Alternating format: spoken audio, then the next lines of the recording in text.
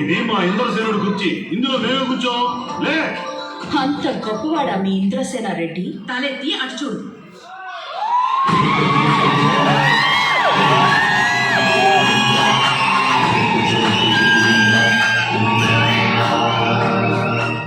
ఇందాక లేవమన్నా లేవలేదు, ఇప్పుడు నీ అంత నువ్వే లేచినావు.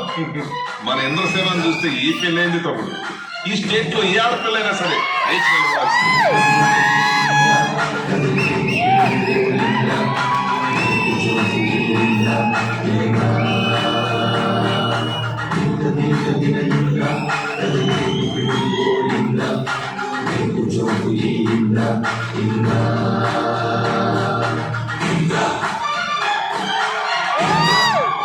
నేను శివారెడ్డి కూతురివి, పేరు శ్రీహలతారెడ్డి.